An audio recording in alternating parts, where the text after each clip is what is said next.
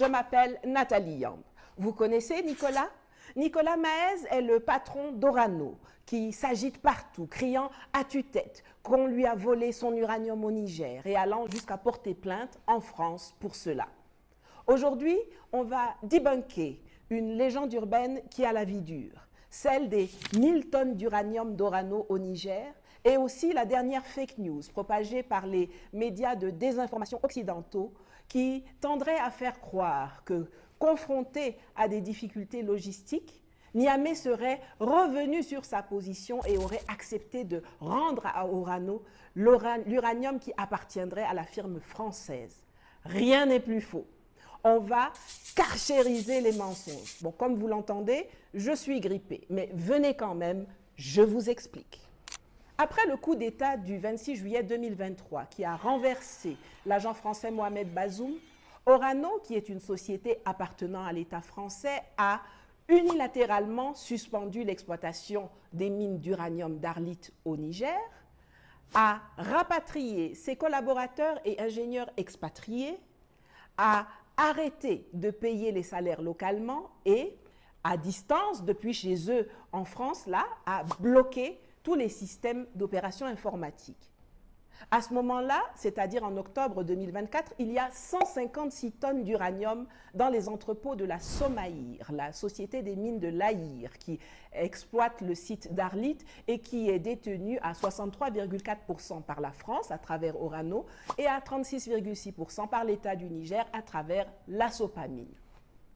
Face à cette rupture unilatérale et sans aucune cause valable du contrat, qui n'est rien d'autre qu'une manœuvre politique commanditée par l'État français pour asphyxier l'économie et pousser les populations à se soulever contre le CNSP, comme pour l'arrêt de la desserte du Mali par Air France en 2023, les nouvelles autorités du Niger ne baissent pas les bras, bien au contraire. Elles parlent à la direction, elles parlent au personnel, elles leur demandent d'accepter de faire des sacrifices et de continuer la bagarre pour relancer la machine qui va les nourrir et alimenter le pays en devises. Et le personnel comprend. Nous savons que vous consentez beaucoup de sacrifices. Tous unis! Tous unis! Tous unis!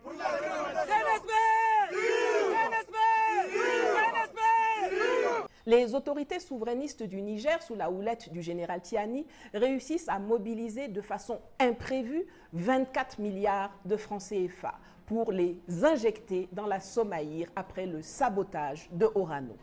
24 milliards de francs CFA, c'est 40 millions de dollars. Pour un pays sanctionné de partout, à qui on a coupé l'accès à ses réserves bancaires, l'accès aux transactions, l'accès aérien, l'accès terrestre, l'accès à l'électricité, l'accès aux médicaments, l'accès aux produits de première nécessité, l'accès à tout approvisionnement, c'est une performance phénoménale.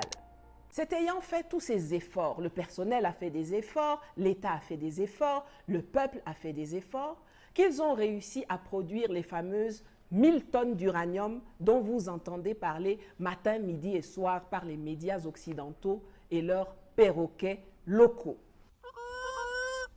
En réalité, ils n'ont aucune information sur la quantité que le Niger possède. C'est 1000 tonnes haut, c'est moins haut, c'est plus haut, une chose est sûre. On ne va pas leur faciliter la tâche en disant ce qu'il en est. Qu'ils sachent seulement une chose, le Niger continue et continuera de produire son yellow cake. Ce que le général Tiani a dit l'autre jour dans son